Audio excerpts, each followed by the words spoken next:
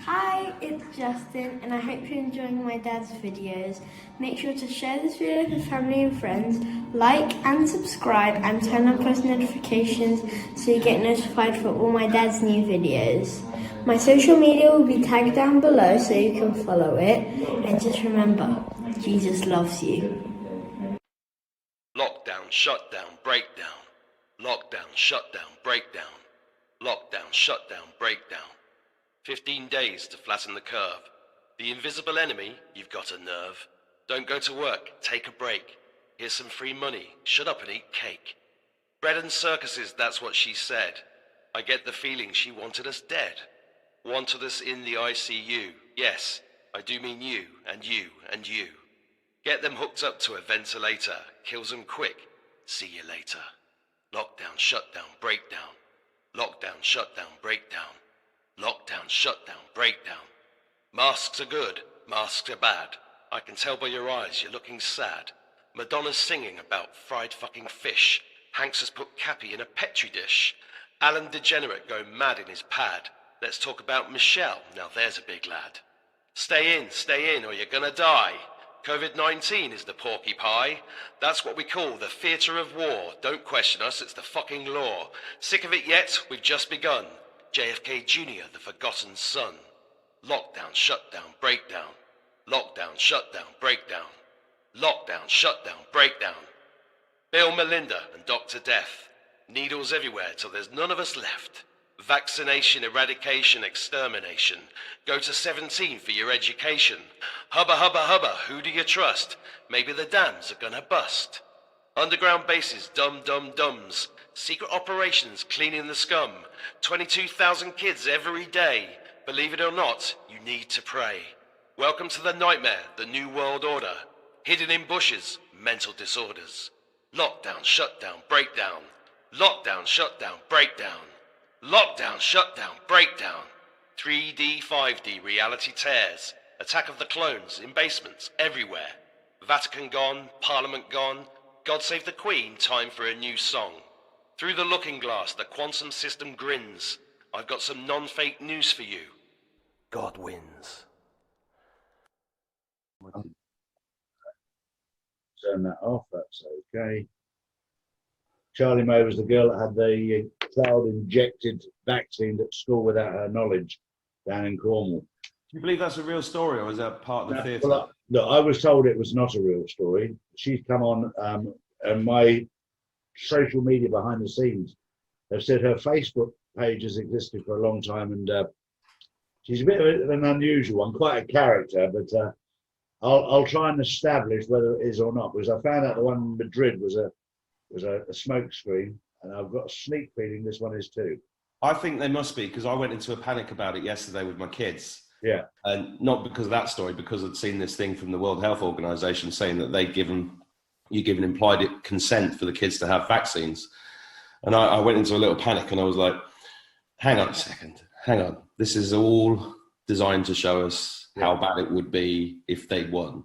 And because I know the truth, and so I calmed down after that. Yeah. But yeah. I've put the title of your three poems together, which actually could be read one of two ways. Either God wins if we see you. Oh, I like that. Or like we see you if God wins. Well, we know God wins. That is brilliant. Never crossed my mind. No, I prefer the God wins if we see you. Yeah, well, I think God's already won. Of course he has, but he's putting it out there. This was a very critical point when I started off my journey, where I used to say, Jesus loves you, even if everyone else thinks you're a CUNT. And then I changed it to twat, but that was the whole principle of it. Remember, Jesus loves you, even if everyone else around you thinks you're crazy. And it was to try and appeal. And also the other statement that I use quite a bit is, if you to reset your moral compass, if you believe in God, you can trust in him and talk to him. If you believe in Allah, you can talk to him. And if you don't believe in anyone, talk to your mother or your grandmother. Yeah. But these are things that I try and appeal to people outside of just the easy Christian circle, which is, I've always said, if you've got a bright light, it's very easy to shine it in daylight. It has no benefit. It's shining it in the dark place that gives it value. Well, you are the sage of the age, Charlie. Oh, I don't know about that. No, because there's all this. Actually, a lot of the things that come out of your mouth are ancient, passed on through wisdom that's been passed on through time. That probably goes back thousands of years. You know, this is where, exactly right. Yeah, and you know, sometimes when I listen to you, it reminds me of talking to my nan years ago, and you know, she'd always come out with stuff like that, and simple stuff. And my dad brought me up with this firm belief in common sense, which I just don't see anywhere. You know, well, I do. I've got loads of people with common sense now around me, but you know, if I look at some of the stories that I'm hearing from the kids at school, it's mind blowing what the teachers are doing. Oh, it is. They've got absolutely no common sense. No, none whatsoever. None. But it's because our universities and our training centres and everything have been completely contaminated. Oh, I know. It's just, I mean, there's a couple of anecdotal stories, like a kid the other day that I'd heard of questioned the power of the mask to stop things, and he got sent out of class. Another kid I know was in a politics lesson, and the woman was going on about the teacher was going on about Joe Biden, how great he was, and then this kid that I know put his hand up and said, well, you know, what about all these things Trump's done? And she just blanked him.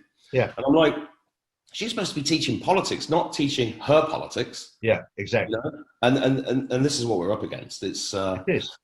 But the kids are standing up. This is one of the things that I'm really happy about, the amount of young people that are talking about this stuff, and questioning it. It's just fabulous, actually. Justin was doing exactly that at school, and the smartest kid in the class was vehemently sort of defending her position. And Justin's just been pointing out the facts. And then it was very interesting that this little kid's mother, who I get on very well with, came up to me and just gave me a little poke and said, can you tell me what's going on? So obviously got back to the mother. I love it when that happens. Yeah. So I talked to her and I said, look, I'm going to show you something that I shouldn't really show you. This is my intel I'm getting. And she went, wow. So, because my intel comes directly from behind the walls of power. And just by complete chance, it was almost like a hand of God was on me. I actually got a mention in the intel saying that what Charlie Ward is saying on this particular issue is absolutely spot on. And every now and then they'll throw those things out. I've probably had 3 or 4 mentions, but just because I'm one of the voices out there that's saying things, but also guided on what I can and can't say. Yeah, of course. And so every now and then you'll get a little pat on the back saying that was well delivered in that area, just to enlighten people a little. Well, you know, since it's been 4 weeks since I spoke to you last, I think, and what a month it's been. I mean, it's just the next one's going to be even better. Oh, that's the stuff going on outside there. For me personally, it's just like amazing things that happen to me personally on a daily basis, like. Vibrational frequency is the best way of putting it. When I hear truth, it literally comes through your body. And then I don't know if have you seen JCK's video from Australia? Yeah. She's just amazing. And bang, she had 100,000 views in like a week. Yeah. I think Charlie Freak's just done an interview with her. I don't know if it's gone online yet, but just amazing. And everything she talks about, for anybody not watching, she's a medium who's she was tapping into through deep meditation and remote viewing. Now, I've studied remote viewing. I've done a bit of remote viewing. Most people don't know that remote viewing had, the only thing that had more money spent on it militarily during the Cold War was nuclear weapons. Yeah. They spent billions and billions on this psychic ability that we have to astrally project and go into, I could come into your office and read your papers over your thing. And they got to the point where they could psychically kill people. So remote viewing is a real thing, right? Yeah. And she's done that. And she went underground and basically saw hell with demons in and a cyclops and this row of, this like factory line of children being devoured. And I mean, it's a horrific image that she saw. But the really weird thing was for me is that she mentioned this Minotaur. Okay. And then I was like, oh my God, because I had this image, this vision that I'm not told anybody about because it was so out there, but it was I was meditating, lying down, trying to make sure that my pineal gland was working. And then suddenly this fucking huge minotaur appeared. Well, I can only describe it as a minotaur. It was like a demon, like a real proper demon, but it was a silver body with red flecks, and it was sort of huffing at me like, "Are you scared of me?" And I was like, "No, I'm not scared of you." And it was more real than anything. I can't describe how real it was. And I kind of forgotten about it, and there's nobody to tell about it either. And I think this happens to all of us a lot. We get these synchronicities, we get visions, we get dreams, we get all this stuff, and then we get on with our day, and then days have gone by, and you forget about it. Yeah. But when I heard her mention this, and she described it in exactly the same thing that I'd seen, I was like, she's telling the truth. And then when you listen to what she was talking about, I was like, I recognize all of this. Yeah. And then you look into the DUMBs and deep underground bases, and you look at genes decoding videos, right? Yeah. And you realize the vast scale of this. Yeah. And in every DUM, he's saying, this one's a heavy demonic presence. That one's like, they're working with the demonic. And it's everywhere. Yeah. And you've got this whole culture, this whole world underneath our feet. Yeah. I don't know how I got onto that. No, I got onto that because of JCK and the truth vibrations. Because when this fight 3D, my YouTube channel has been really about talking to other people about 3D to 5D, demonic possession being real and all that kind of stuff, as well as, what's going on in the world. I was at the Dublin protest last week at the Yellow Vest, and the frequency there was amazing. So everything's really, for me, since I spoke to you, has been heightened in terms of going with the flow of the frequency, so that when the door comes in front of you, you walk through it. And when you walk through it, without worrying about the consequences. Hence, writing poetry and putting that online is just like, it's just about following the frequency. For a normal person that doesn't understand the difference between 3D and 5D, but the basic, very simply, it's moving outside of the box from being inside a box. And the oldest saying in the world that we all knew is, you can't see the wood for the trees. Yeah. Because when you're in a forest, you just see everything. When you step back, you look at it, it looks completely different. You start to see it from a different perspective. And now is a time to look at things from a different perspective. And what you've been talking about there, wow, it sent shivers down my spine, because I've talked to 3 ex-CIA operatives that I'm not allowed to publish as yet, that were telling me about some of the stuff that was going on that they were involved in back in the 70s. So they're now clear of their 20-year silencing program. And even then, they couldn't talk in the 1990s because of who was in power, because they were deeply involved with this satanic evil side. And it's only since Trump has come along where they've been able to open up about it. And Trump has actually found lots and lots of them, and taken them on for intel. Well, Trump's team have. The intel that they're getting from it, like what you just talked about some of this remote viewing and stuff like that, they know firsthand. These people are invaluable to first of all, one of the most important things in growth is to understand where we've come from. It's all very well burying history. Oh, we didn't do that. Oh, we didn't do that. We need to understand that before we can grow in anything. Well, that's why they've hidden human history from us. Correct. I mean, I've been studying. You've had one of my heroes on your show, Michael Tellinger. And Michael's stuff is just amazing. Once you see that 6-foot granite footprint, then you've got to go, hang on a sec. I mean, that's just the simplest thing. Giants were real. They were real. I'm going to tell you something. Oh, go on. I haven't told anybody yet, and least of all Michael Tellinger, because he and I have been talking about his One Small Town project. Oh, I love that idea.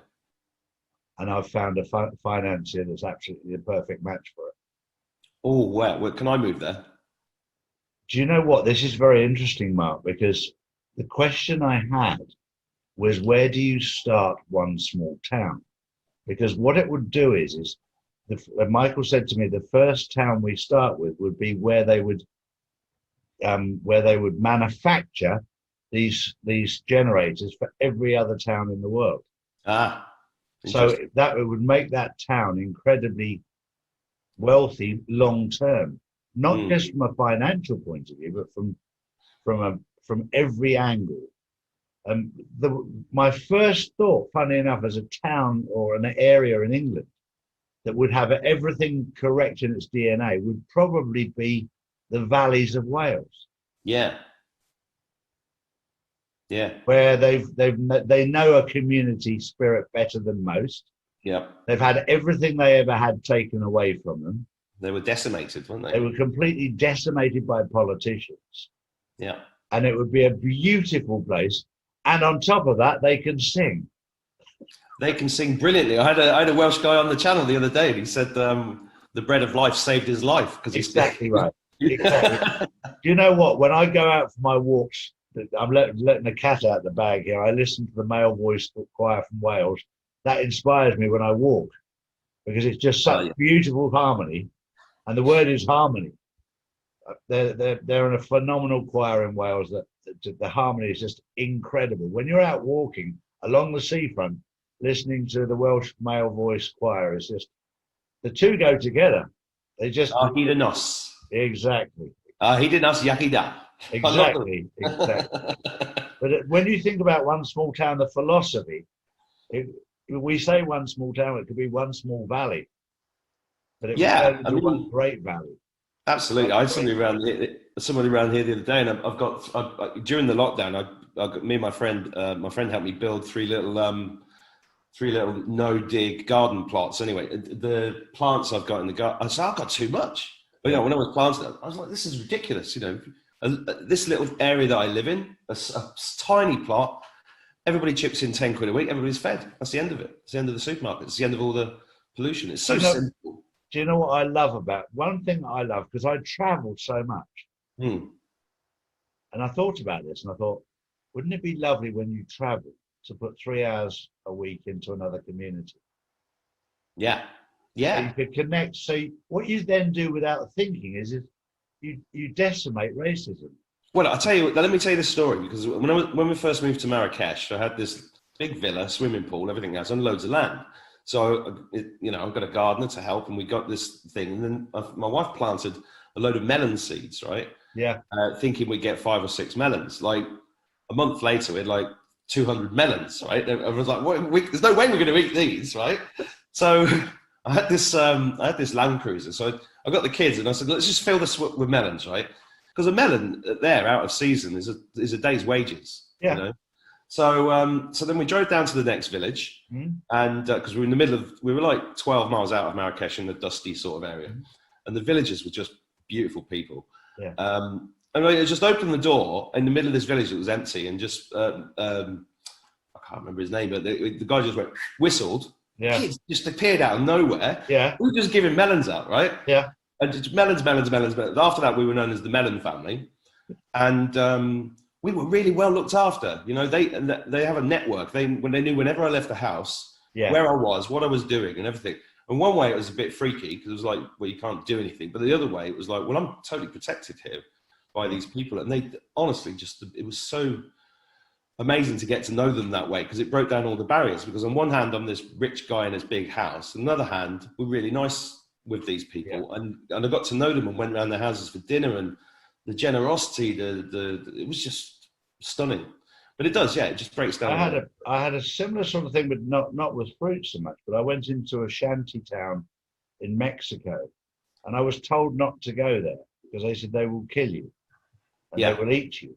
I said, well, I was 17 kilos heavier. I said, nobody's that bloody hungry.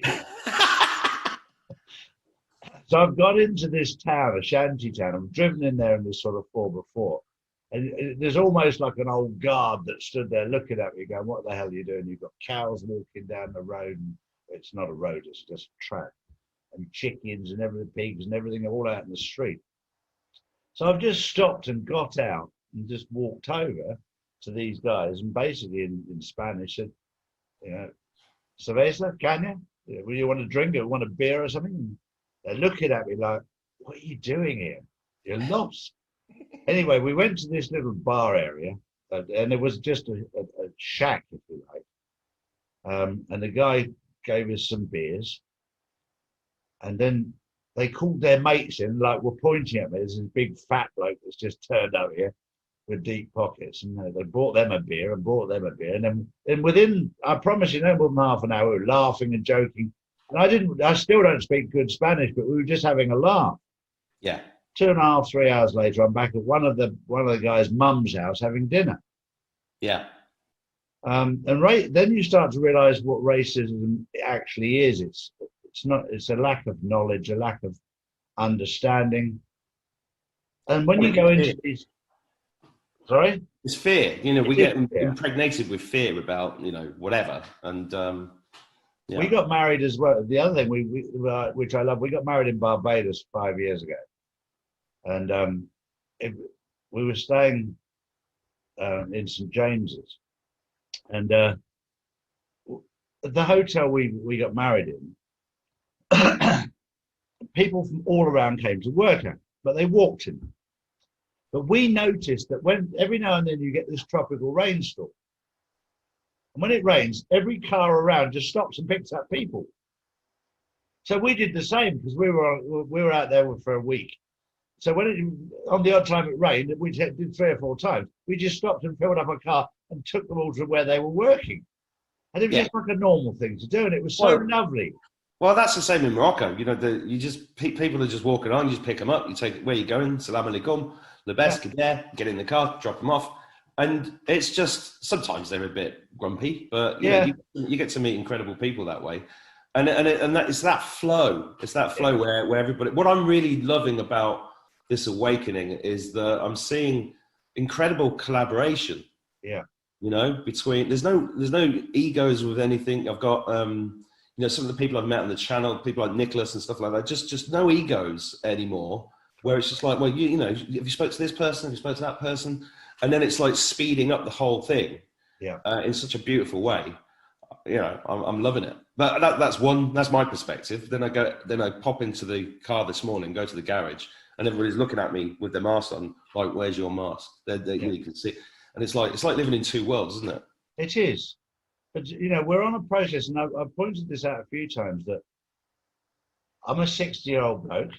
I started off with 37 subscribers. We're now over 166,000 on one channel.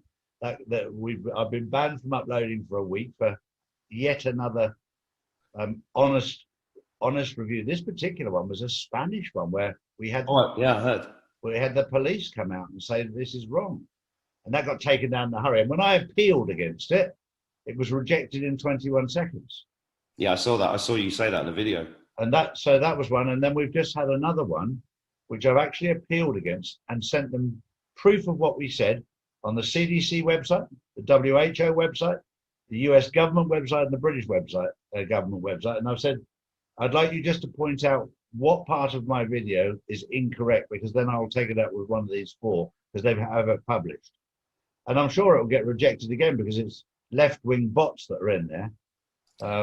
Well, that's the reason why I've not sent those same links to the schools, because they're freaking out about the kids not being exactly 2 meters apart, and they're sending out emails to the parents. And I'm like, can I just? The only reason I haven't is because my kids have asked me not to. They've said, look, I just want to see my friend. Yeah. And I'm like, you know, is it a fight I really want or need? Yeah, no, I get that. So I'm like, I'm not going there. But you know, I think it was David Icke that said we're in a post-truth society. Yeah. And that is, you know, never more apparent than right now. Well, the way I cracked the egg at the school that Justin goes to is that I'm very fortunate, because I'm from Ipswich originally, and the headmaster's from Norwich. Norwich. Holmans of Norwich. Exactly. Yeah, he made all his money. He made all his money on what people left on the side of the plate. He was very proud of that. Well, I used to go to holiday at Great Yarmouth when I was a kid. California Beach. I don't know if you know it. It was fantastic. Yes, yeah. Gorgeous place. Yeah. Sorry, I'm interrupting you. No, that's okay. So I just said to him, obviously masks are only for people from Norwich. We don't need them in Ipswich. So I started off with a bit of humour. But it always helps. Sorry? It always helps. That's how you're going to connect with people. And then the minute we started off with a bit of humour, it sort of cracked the ice. And then we started talking about things. Now he's very, very open about it. But I had to point out to him the other day that one of the teachers was blackmailing the children in class the other day and said, I won't give you a cuddle unless you wear a mask, because all the kids get a cuddle when they leave. That's just morally wrong. Oh, well, look, it is basically child abuse, and it is a Luciferian ritual that the kids are going through. However, you know, that's their soul path as well. But I've been thinking about this deeply because I've thought about education deeply for years because I had 5 children. And I remember being in England, I think it was about 7 or 8 years ago, where one of my kids came home and said, "We've just been taught the food pyramid, Dada." I said, "What do they say?" It said, "Well, basically it says, it's not saying what you're saying, it's saying that bread's healthier than broccoli." And I went, "What?" and then the next day, the kids got, because I had all this organic food and everything, and then I give them a lunchbox with organic boiled eggs and nuts and fruits and berries and, you know, really, really healthy stuff. And they came home and they said that they got kicked out of the dining room because they had an egg. And one of the kids in the school was slightly allergic to eggs. So I went to see the headmistress. I sat down and said, "What's this all about?" And she said, "Well, one of the kids is slightly allergic." I said, "But all the other kids are eating Jaffa cakes and blah, blah, blah with all these processed eggs right in front of them. My kids have the healthiest food going. And you're kicking them out of the class and making them feel ostracized and making them feel weird because they're eating healthy food." Yeah. So anyway, got out of that. And then I got into Ken Robinson. I don't know if you've seen his TED talk called "Do Schools Kill Creativity?" Okay. And he's anybody who's got kids should go and watch his videos. And I mentioned this to the headmistress. I said, "Have you heard of Ken Robinson?" She said, "No." I said, "You're the headmistress of a school and you've never heard of the world's leading authority on education. Something's not right here." Yeah, yeah. So then we set up homeschooling. So the kids had homeschooling in Marrakesh for like 3.5 years. Yeah. And then they come back to this system. Yeah. And it's like, so I you know, one of the, you know, you talk about the quantum financial system and then the quantum voting system. I think we need a quantum educational system, right? Which is blockchain based and quantum. This quantum idea is really getting under my skin at the moment because it's brilliant, right? And somebody said I was mentioning this to somebody the other day and they said, "What do you mean quantum educational system?" I said, "Well, if you have true market forces, which is what blockchain allows you to do, and it's an irrefutable record, right? That means that every teacher that's talking shit, everybody will know about it and they'll be gone. So you've got this very quickly, you'd have a global education system based on truth, because the quantum element of it would be about the frequency of what's going on, plus the irrefutable record is there in the blockchain, which then allows the teachers to be rewarded based upon how good they are, right? Because we're moving into an attention economy, which is another big concept that people can't quite get their head around because they're so used to the slavery system and the taxation system. But then you get this, and then the knowledge spreads instantly. And then just before you know it, you've got this incredibly beautiful, natural educational system where nobody's under the pressure of putting on a time, going at a certain time, clocking on and clocking off. And then you gravitate towards the education that suits your personality. Yeah. Because what Ken Robinson talks about is it's a sausage factory designed to get people who are obedient workers. I think George Carlin said that you're obedient workers. Yeah, that's all you are. Yeah. And you know, and that can happen. This is the future. This is what the golden age means. You take that quantum idea of the financial system and apply it to food, education, and everything else.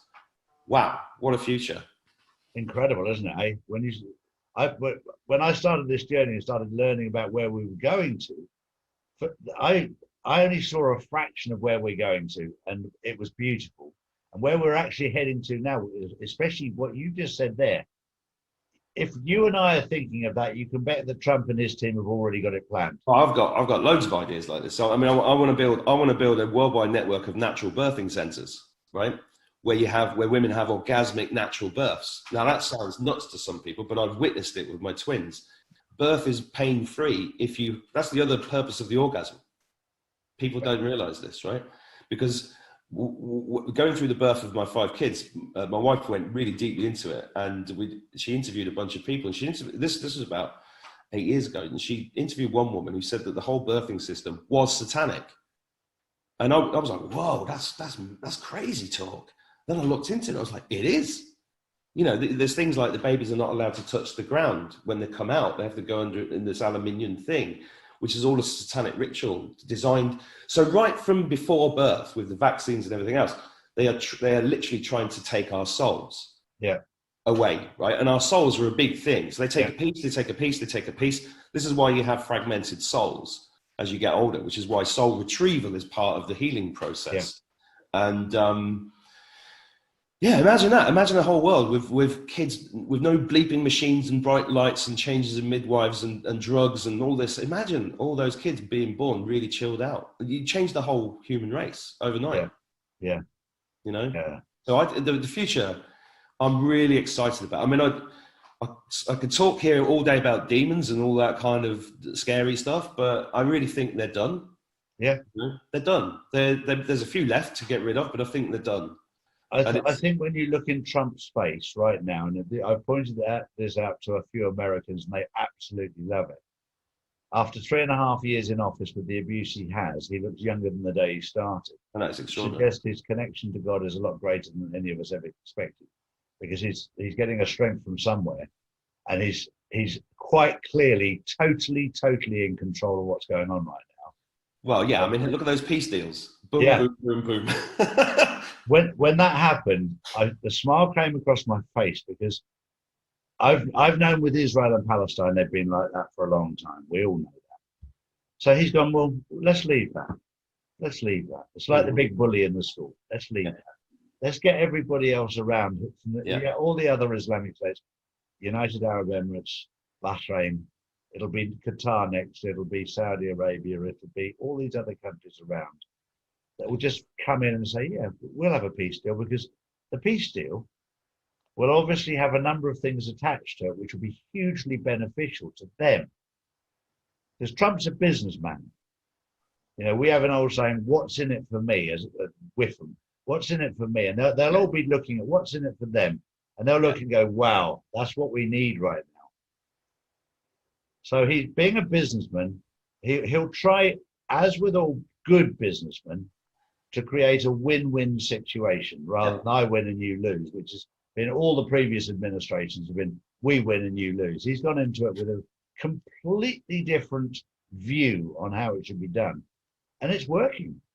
Well, of course, it's common sense. Again, back to that. But I'm still facing friends of mine. They're like, well, I liked your poem, but I can't get my head around this Trump thing because he doesn't like people of a certain skin color. And I'm like, I've given up. I'm trying to explain. I said, you've got to find this out for yourself. And it's just, and then I realized it's because they're in their frequency. It's not my job to tell them anymore.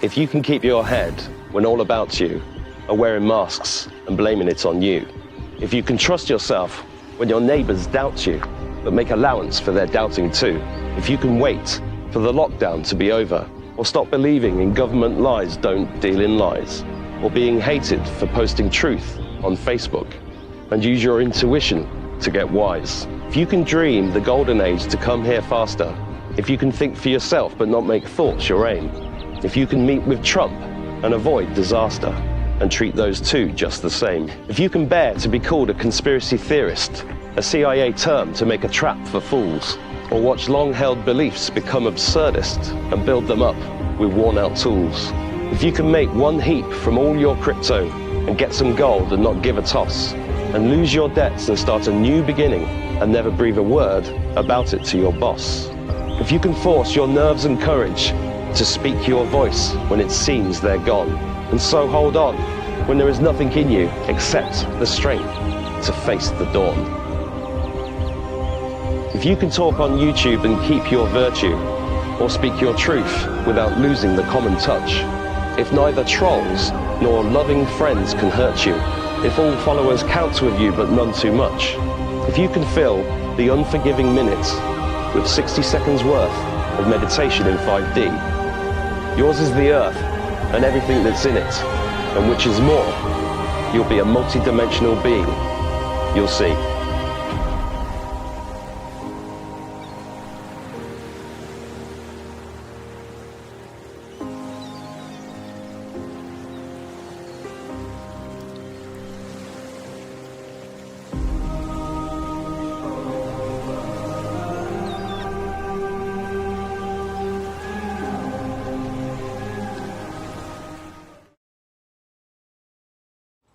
This is what it's all about. This is what it's all about. and on the other hand, I'm not going out there saying Trump's amazing and is saving us all, because I think it's all down to all of us to work with this energy and create the future that we want. But it's extraordinary, the grip. But it is I think it's lessening. I think that the definitely lessening. Yeah. When people wake up to the fact that Black Lives Matter is nearly all white people, and that black people actually do really like Trump because he's done an awful lot from them. Yeah. There's something I found that was very interesting, Mark, that just blew me away.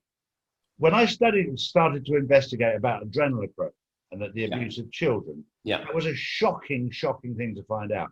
Yeah. Then I found out something that made my heart just glow, that the most valuable child that they want is a baby black child. Yes, yes. So the value of a black person suddenly goes through the roof, and they need to understand their value is far greater than they know because it's been suppressed by the white man. Well, that's why I put that line in one of my poems about the children of Haiti, because you know, I know that was deliberately engineered weather to displace all these. I mean, it's just beyond belief. Yeah. But yes, I mean, we're all equal, and we're all gonna find that out pretty soon. And I found it out years ago. Yeah, well, I'm talking about the rest of the planet. You know, the people that are. Morocco's a classic place of that, because I visited Morocco 35 years ago, and I've also visited it in the last few years.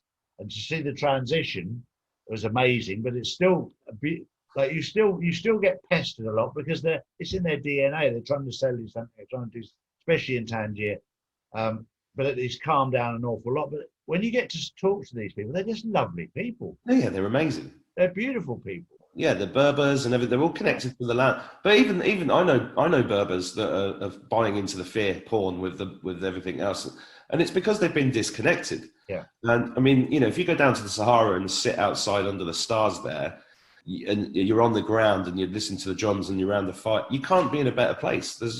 And that's ultimately what being a human being is. It's just like this. It's like you know, you have in Spain mañana. There, it's like inshallah. You know, can you get this thing done today? Inshallah. And it's like, when I first got there, I found it incredibly frustrating because it's everything's just very chill out. For those who don't know the translation, it means God willing, doesn't it? Yeah, exactly. So, but then you get into the groove of it, and actually, you know, it's like I was in Mallorca not so long ago, and I realised that I'd had a traumatic event years ago in the water, and I was with a friend, and she said, "Just come swimming with me. Right, hold my hand, hold my shoulder." So I did, and I swam out to this boy, because I nearly died in Spain in a really bad tide about 25, 30 years ago. And then, anyway, I swam back, and she was talking about the fact that the water holds you if you just relax in it. Yeah. And that analogy for me is exactly what we've got to do going forward now, is just trust the universe, trust God, that you are being held, you are being protected, and we're going to get through this trauma. But the more that you trust it, the easier it gets. Yeah. And the door's open. You just got to follow your intuition, follow your heart, and everything will be fine. And I don't mean that in a kind of like, oh, you're going to have your ass saved and you don't have to do anything about it. You've got to be an active participant in that spiritual process. Yeah. And you know, I've eaten loads of since I last met you. I've eaten more vegan salads than soft Mick. Yeah.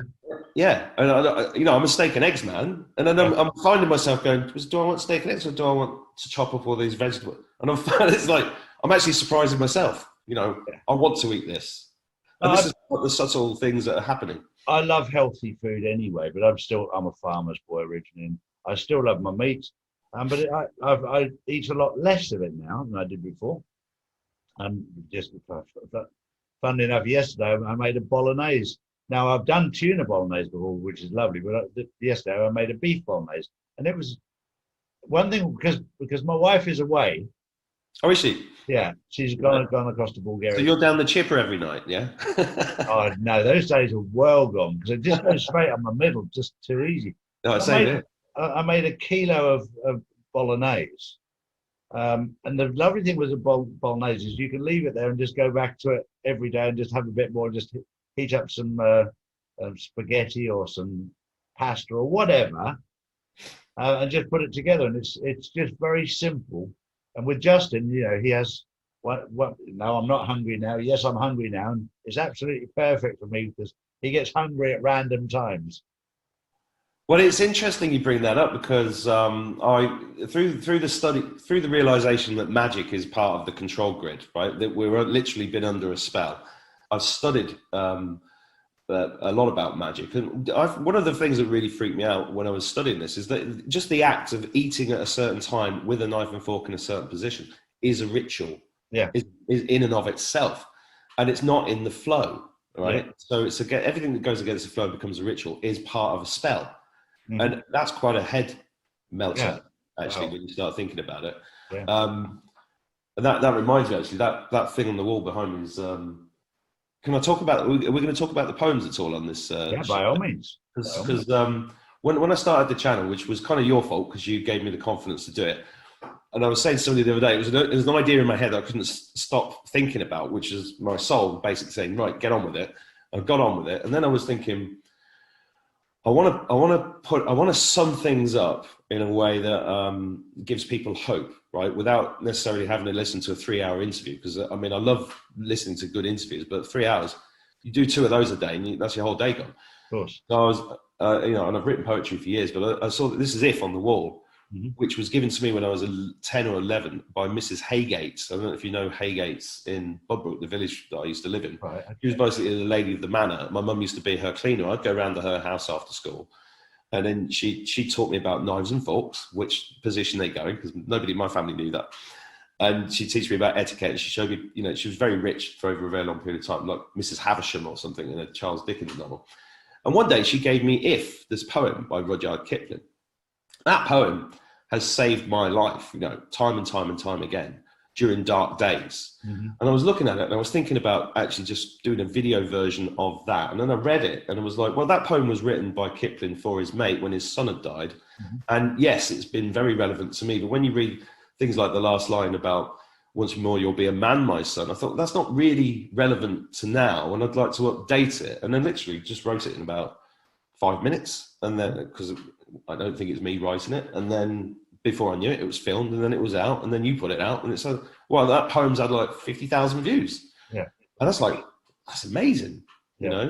And it's not gratification for, I've got, there's no part of me that wants to be, yeah, I'm a famous poet. It's not at all. It's like, if the truth is coming out, then it's going to flow and it's going to go.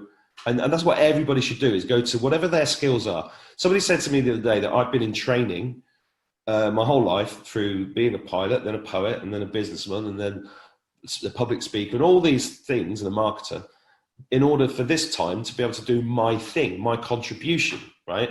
And I think everybody watching this should be thinking, well, what is it that I love doing? How have I been prepared? Because make no bones about it, every experience in your life up to this point has been about preparing you for this point. Correct. So you go with the things that you're good at, right? And we all make our contribution. And it's not about who's the biggest and the best. It's about, oh, that's good. Look at that brilliant thing that they've just done. Look at that brilliant thing. Look at what they've just added to my life. How can I add to their life? And it's such a simple philosophy. And Michael Tellinger's Ubuntu, that ancient African idea, philosophy that means if it's not good for everyone, it's no good at all. Yeah. So simple, isn't it? Yeah, it is. Yeah. It is. And it's what you just said there is absolutely nailed it. There's so many things that happened in your life and my life that were insignificant at the time. And we look back to them now and go, wow, that's the value of that is now coming to fruition. Well, when I first spoke to you and I realized that you knew people that I knew, and then you validated a story that I knew, and I was like, well, this is wow. And that's just getting more and more and more. I interviewed somebody the other day, and she said, oh, we've had loads of lives together. I said, oh, yeah, actually, yeah, I can see that. And, we're Arcturian soul seed, brothers and sisters. I was like, okay, this is the way it is now. This is the language that we are now starting to speak openly, rather than being like weirdos in the corner. Well, it happened to me again only yesterday. I was interviewing Wendy Smith, who was the Paralympian wheelchair basketball player. And I'd interviewed her before, and she sent me her book over and what have you, to allow me to look at. But it was after the interview, And her inspiration was my uncle. Whoa. And I haven't seen my uncle for 30 years. And I mentioned it to her, and she put us into a WhatsApp group last night, and I spoke to him for the first time in 30 years. His name is David Henry. He was the hurdler in the 1960s. He won gold medals at the Olympics. I think I remember that name. Well, he won the Champion of Champions, so he's got the Wilkinson sword for that as well, which is he loved the most. But David Henry was the blonde-haired 400-meter. In fact, in those days, it was 440 yards high hurdles in those days. And he held the record, I think, for 10 years, a world record. But yes, he's been an inspiration. He's still linked in with the athletic scene. But I was talking to Wendy, and she said, well, he's been my inspiration. I said, well, he's my uncle. Oh, wow, it's beautiful, isn't it? Isn't it just absolutely beautiful? Yeah. And we have all these tiny connections to people. Like, you know, I was thinking the other day about how many presidents I'm actually got 1 degree of separation from, you know, these you know, gods or whatever. And all these strange coincidences. Like I was in Georgia once at the Jimmy Carter's pilot's house. Yeah. Right. Wow. And so he was the guy who flew Jimmy Carter around in the 70s while he was on the election run. And I was there with somebody, and they were discussing JFK in this room. And then they said, oh, Mark, you need to leave now. And so I had to leave, and I go stand outside. And I've always been intrigued by these kind of these secret conversations that go on about how it works. And when you really get a vision of how deep this stuff runs, like one of the things you said at the beginning of the conversation reminded me of a terrible, terrible man that you might remember called Ted Heath, who was, you know, I got very. I used to go to a restaurant near Bournemouth where he would go, and he always had a young boy with him, and he always had an MI6 guy with him, and his energy was horrible. And David Icke talks about the fact that he was sat in a living room, in a dressing room with him, and it was like his eyes were black, and he wasn't there. Yeah, and you know, this whole possession thing is so fascinating. If you think about the Vril, have you heard of the Vril? Yeah. Yeah, so the Vril, you know, Hitler knew about the Vril, the Vril Society, the SS, all connected. These little horrible little reptilian things that live underground with a thing, and they stick the thing in your eye, and they take over your whole body, and that explains why you've got all these psychopathic arsehole politicians that have been, you know, don't give a damn about anybody because they're not human. Yeah, you know. And then you think about V, the series in the 80s, you know, which was, and They Live. These are really documentaries, you know. Yeah. So it's crazy times, and it's just really exciting. And I love the way that you're able to put it into a poem, because there's different ways to connect with different people. This is something I'm learning. Some people you have to be, I always talk about it because of the farming connection, as to being like a shepherd. That if you try and push sheep, they go everywhere. But if you sort of whistle them a bit, like you were saying, look, the whistle for the melons. Just that little whistle, they come with you. They come with you. And that's the skill set that you and I need at the moment, is to get people to come with us rather than pushing them. If we push them, they'll go away. Oh, 100%. But that's how they've managed to control us. You know, I was at the marches in Dublin last week, Yellow Vest March, and it was, I said it earlier, it was amazing. And at the beginning, I was walking around it with two of my kids, and there were police on their horses. And one of my daughters said, why are they on horses? I said, to scare you. Because they're quite scary. Look at the size of these horses. And then there was a Black Lives Matter, which was really funny, because it was like, oh, Black Lives Matter in the middle of the street. And then they just disappeared. And it was like this, what I'm saying is that, you know, I was explaining that one police person can control a crowd of like thousands of people, because they're like sheepdogs. Yeah. Right. But it's all about the fear in the mind of the person that allows them to do that. If you vibrate at the right frequency and you walk through, the police were lovely. Yeah. Everybody was lovely. There was no fighting. There was no nothing, because the whole crowd was full of, it wasn't a political protest. It wasn't a anti this, anti that. It was pro-love. Yeah. And it was a beautiful thing to see. And it dissipates, you know, it dissipates the energy. You know, you can't, so I learned this from Stuart Wilde, reading one of his books, that when I'm going back to Marrakesh again, but when we first moved there, the as usual with Morocco, all our furniture was held up in customs for weeks and weeks and weeks. Then they wanted extra money to get it out. Then it had to be delivered. Then it got delivered. They took all the stuff out. These 5 or 6 guys took all the stuff out, and it was like 50 degrees. It was very hot. And then they left the piano and this table and a big sofa, and they said they wanted €2,000 to get it out. And there was big fights going on. Blah, blah, blah, blah, blah, blah. You know how Moroccans, argue. It sounds like they all hate each other to death. So I just lay down on the floor on a piece of cardboard and like this, just looking at them. And I'm sure my former wife would disagree with what happened, but I know what happened. I changed the energy. Mm-hmm. Within half an hour, they removed all the stuff. They didn't want any money. Sure. So we have to get to this point where it's not about confrontation or shouting at people. It's just about showing the way, right? Which is what you've been doing fabulously. And I'm very grateful for what you've been doing. And I'm grateful to see all these other people popping up. Well, what Trump has done in the Middle East is exactly that. Yeah. Yeah. It's taking all the wind out of the Palestine's sails, because Palestine, if you're a betting man, you can bet they'll be the last one to be asked to come to the table when everybody else has sat down. Well, yeah, I think you're absolutely right. And Palestine's going to be the one we're going to see. That unbelievable. You can't even imagine peace between Israel and Palestine. No. A few months ago, but I can see it happening now. I can, very clearly. You can see the plan of how it's going to work. And you're absolutely right. If you change the dynamic of how you go about things, instead of all this fight, aggression, and people go, what about this? What about this? Just leave that for now. Let's get this sorted out. Let's come at it from a different angle. Then suddenly it falls into place. I liken it to making a puzzle, because sometimes I'll put the piece of the puzzle in, but it fits, but it's just not right. And then I need to talk to somebody else to realize that the piece is actually upside down. And if you just turn it over, it's the same piece in the right place, but the wrong way up. Things like that make it so easy to create a beautiful picture. And we're on an amazing journey. The Great Awakening, I had no idea. It sounded lovely, but now we're starting to get an insight into what that really means. It's incredible. Oh, it is. On one hand, you think it's just, when I first saw that with Q a couple of years ago, I was like, oh, at last, people are going to realize there's all these Satanists in charge. And now it's like, that's just part of it. That's just a part of it, because it's totally about going inwards and finding, because all the answers are inside. Yeah. And, this is my journey. I'm starting to realize that. And it's a beautiful thing. But your poems was the reason for our conversation here.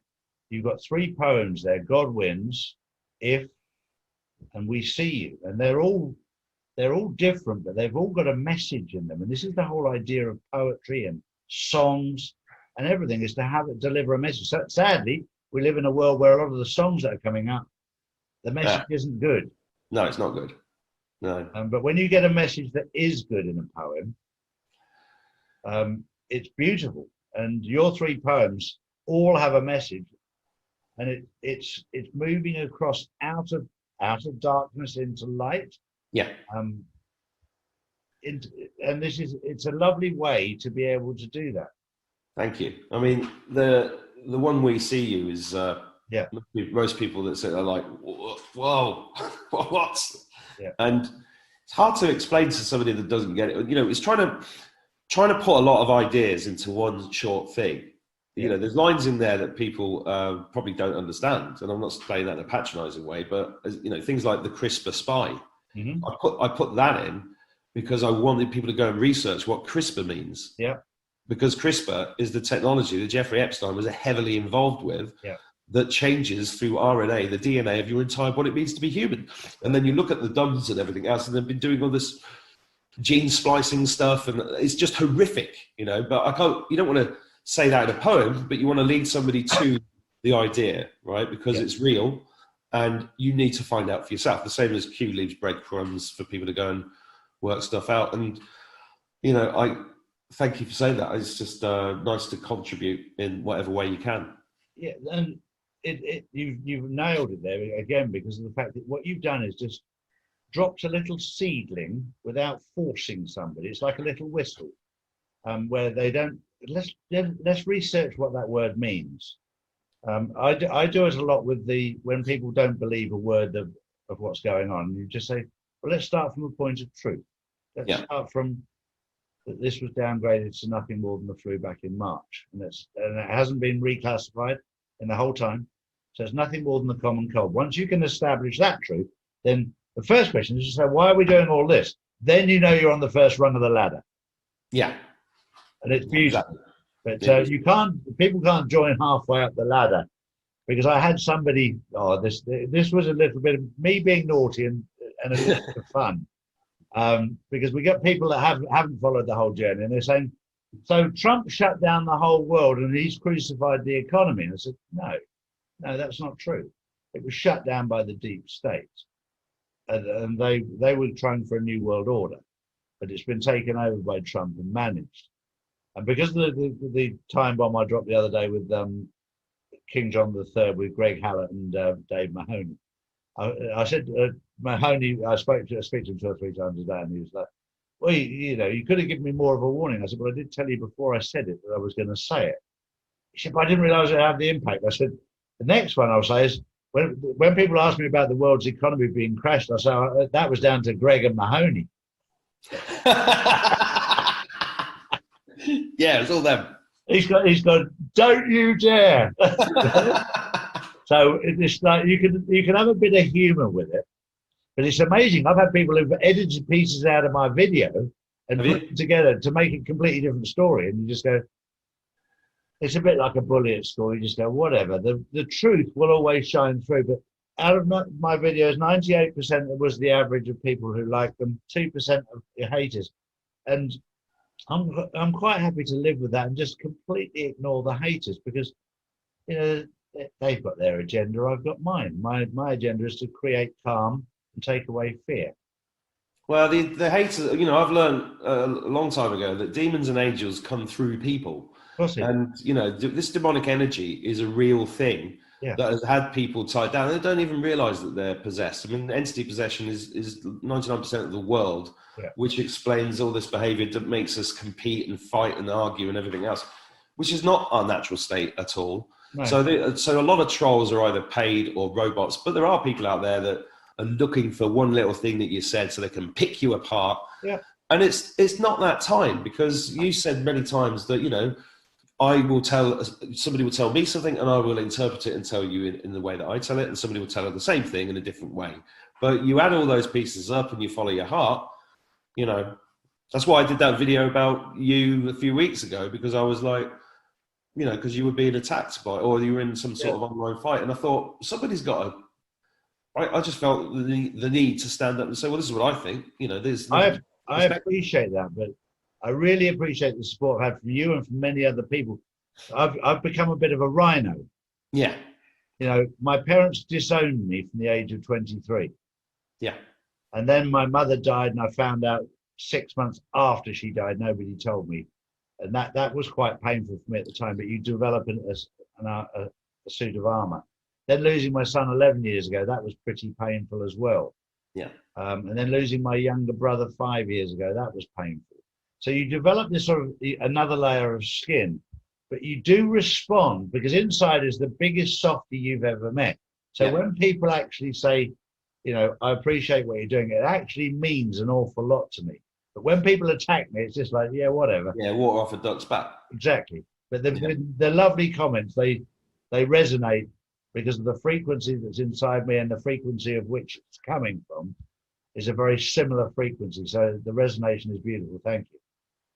Well, a lot of people are grateful for what you've done, because, doing what you've done in the last few months has taken, from an outsider's point of view, people that maybe, there are people looking at you saying, what does Charlie think about this? I'm like, well, he's not the Messiah, but look at the balls you've had and the work you've put in. It's you're on a mission from God, right? It's got to be, and that's the way I feel now. And it's like, and it's not a religious thing. Somebody said to me the other day, "Oh, it's like you've joined the religion." I'm like, but it isn't. It's just waking up to the power that's within you, because we're going into a world where all these psychic abilities that you've already got, we've all got them. Remote viewing, levitation, all that stuff. We all have those abilities. They've just been locked off from us for so long while we've been harvested. And I'm so fucking angry about being my whole family and all the ancestors that have been harvested by these demons that I'm like, I don't give a shit anymore. I'm here. I'm going to shine my light. I'm not perfect. I've done loads of stupid things in my life. But right now, I feel like I'm standing in the frequency of God, and it's beautiful. Come in. The water's lovely. It's also a lot more fun to shine your light in a dark place. Like you said, yeah. Because then you light up things that have never been lit up before. Shining it in midday sun is no excitement at all. The excitement is shining it down a dark hole. Then you start to see what's going on in there, and they can see the light.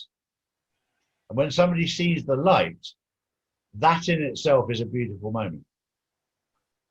Oh, it is when you see that, especially when the rats scurry away from it because exactly. Yeah. So, there they are. Let's go and get them. Exactly. Whew. Yeah. No, it's beautiful. It's beautiful, Charlie. Now, I've already published your If poem. I want to publish the other two as well because, but I was actually going to wait until I'm allowed back onto my big channel with 166. Yeah, please do. Yeah, because they're very special poems, and they've got, and as Mark says, if there's words in there you don't understand, research it, and it will lead you where Mark is trying to lead you, which is beautiful. And we'll work next week. I think it's Wednesday. The good thing with that is we've already loaded up 8 or 9 videos on the new channel, which has been shadow banned already.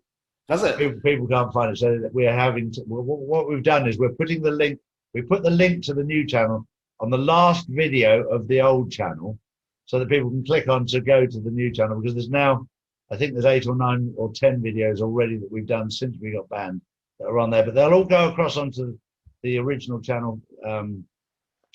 We're learning lessons. And what we're going to probably do is, if we're saying something controversial, I'll do a 2-minute video telling you about what we're doing and telling you the platform that we've put that video onto, so it can be viewed. I think that's the right way to do it. Yeah, but you got Lee in charge, and what a geezer. Lee's doing an amazing job, and we've also Tara Dean has come on board as well. Tara's amazing. I spoke to her the other day. She's absolutely amazing. She's a mind of information, and she's got a good moral compass. She has. And we've got a team behind the scenes that have come on board and are helping out, and they're all on the same frequency, which is absolutely beautiful. Well, the frequency I'm on with Lee is that we'll send each other stupid pictures and jokes at midnight while we're watching videos. Exactly. Did you see did he tell you about, there was a night you were doing a video, I think it went live at about midnight, and then he put in a load of jokes just for me, chatting as you in the live chat, and then I was responding to him. It was like 2 little kids. So I love that. I was absolutely wet myself. Yeah, nobody knew what we were talking about. In a time of fear, yeah, as in the Second World War, what got people through was laughter, humor. And when the chips are down, if you can't laugh, then you'll struggle through anything. But if you can find something, and it's very often silly little things like 2 little boys playing together. The thing is that I've learned in my life, Mark, my godfather, Dawson Buck, who I've mentioned on a number of occasions, he won't admit his age, but he's obviously considerably older than me, and I'm 60. His godfather is Mike Corker, who's considerably older again. And Mike, I absolutely adore Mike Corker. I mean, he's one of the most wonderful men you'll ever meet. And he's retired from the chief of police of the Midlands. I mean, he was right up there in the Midlands. But still in his late 80s, he's still got a sense of humour, like we have in our teenage years and our younger years. He's still a little boy inside, ripping to get out. Yes, he's mature on certain levels, but he's got this lovely way that is this little boy still inside him. And it gives me so much faith in humanity to see a man of such good standing and good stature that's still got a naughty little boy ripping inside him to come out, which is beautiful. It is the best thing in the world. It is. And look, we're living in an amazing time. And I'll say this to everybody who's watching now. Mark has got some beautiful poems out there with meaning that have an awful lot of content in there that are just At a time right now that where people are living in fear, you can do one or two things. You can go to the valleys of Wales and learn to sing, or listen to them sing, or you can read Mark's poems and listen to Mark's poems. The one thing I like with Mark's poems is Mark delivers them. Now, I'm not a very good reader, but I have many, many biographies and autobiographies in audiobooks because I like hearing the person tell their own story. So Mark has actually very kindly put together his poems in video format, so you can listen to them, so you can hear the expression, which for me carries a lot more weight. And I love them, Mark. They're absolutely beautiful. Thank you very much. I really appreciate that. It's an absolute pleasure. Well, it's always a pleasure speaking to you. I can't wait to meet you. Same with you. I'm looking forward to this party. After all of this, we're going to have a few parties as a thank you to everybody who's helped us on the journey. Well, I imagine it lasts in a few months. Oh, it'll be great fun. But thank you so much, Mark, for joining me this morning and going through that. Thank you. You have a wonderful day. And, you too. You take care, Charlie. Cheers, Mark. We see you. The scales have fallen from our eyes. The veil has drifted down from the sky, meandering firmly, finally revealing your depth of depravity. That's fear you're now feeling. We see you. Your demonic bloodlust laid bare to see, the statue of filth on the BBC, the prince and the madam, the crisper spy, the islands of horrors in the ocean lie. We see you. A billion souls stolen over the years. You hid them deep down to drown their tears. Perfect and innocent, God's own creations, mutilated by your sick machinations. We see you. Vlad the Impaler and his vile descendants, fleeing the palace from the 5D ascendants. The virus distracted, but gave us the time to peel back the layers of your heinous crimes. We see you. Run, run as fast as you can. Back for more orders from the Phoenician clan. Out of White Rabbit, the looking glass cracked. Tipping point reached, odds against you now stacked. We see you. Pizza and hot dogs, pasta and sauce. Your sickness decoded your lack of remorse. Our slumber is over, our eyes not wide shut. For the children of Haiti, a knife to your gut. We see you. Ascension is powered by the light of the flare. Scramble like rats to the ruins of your lairs. It's over, it's over. Save our children, we cry. Revealed, reviled. It's your soul's time to die. We see you.